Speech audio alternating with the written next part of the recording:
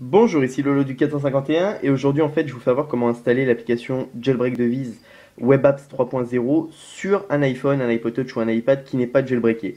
Donc pour ceux qui connaissent l'application, c'est une application, en fait ça va être la seule source d'information qui va rester en fait du site Jailbreak Devise, puis je suis en train de la refaire, je l'ai refait complètement, j'ai refait complètement l'interface graphique dans la version donc 3.0 R1 et puis donc là l'application elle n'est pas du tout opérationnelle, mais en fait je suis en train de la monter tout doucement un petit peu chaque jour. Et en fait, donc pour ceux qui l'avaient installé dans leur appareil, ils ont pu voir qu'il y a eu la mise à jour 3.0 R1 qui est sortie hier, et donc je vais vous faire voir comment avoir cette application là même si vous n'êtes pas jailbreaké. Donc si vous avez Cydia dans votre appareil, l'application vous pouvez l'installer depuis Cydia, donc quand vous la lancez, vous avez accès en fait à la nouvelle interface graphique de l'application Jailbreak Devise 3.0, etc.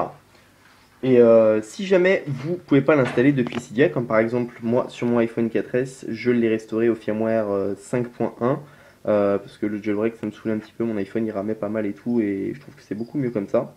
J'ai fait le choix d'enlever le jailbreak. Donc je suis plus jailbreaké. Donc là tout simplement ce que je vais faire, c'est que je vais installer en fait l'application depuis sur mon iPhone, depuis mon site internet.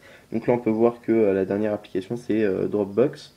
Donc si je m'en vais dans Safari, vous devez aller tout simplement en fait sur mon site internet Jailbreak Devise, donc tout le monde le connaît, c'est jailbreakdevise.cw.fr. Donc ouais, c'est un petit peu flou, mais bon, c'est pas grave. Donc vous allez sur Jailbreak Devise. Une fois que vous êtes sur le site Jailbreak Devise, vous cliquez en fait juste ici. J'ai essayé d'éclaircir un petit peu. C'est flou parce que je filme avec un iPod et la qualité c'est pas top.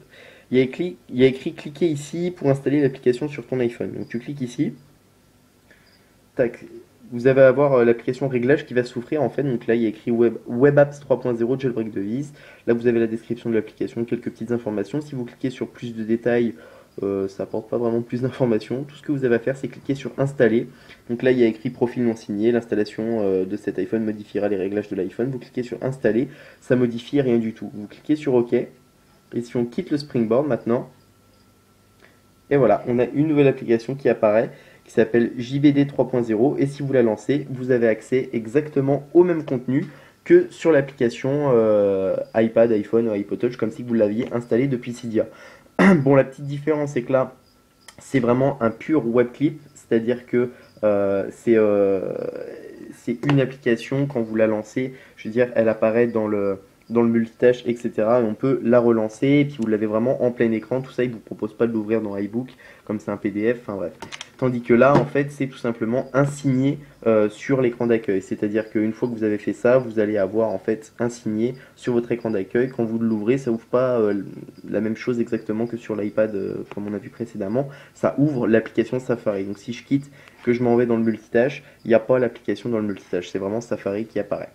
Donc voilà, mais sinon, ça reste quand même une bonne manière d'installer l'application. Donc j'ai tweeté le lien sur Twitter. Donc pour ceux qui me suivent sur Twitter, vous pouvez directement l'installer en fait depuis Twitter. Donc admettons que là je la supprime, supprimer.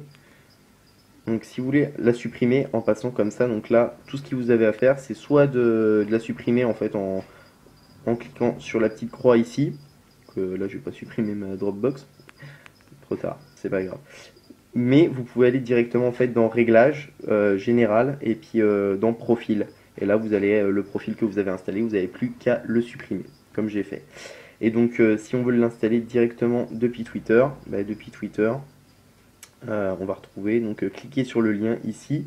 Donc, vous cliquez là-dessus, vous cliquez là, vous faites ouvrir dans Safari, ça ouvre réglage, et vous cliquez sur installer. Installer.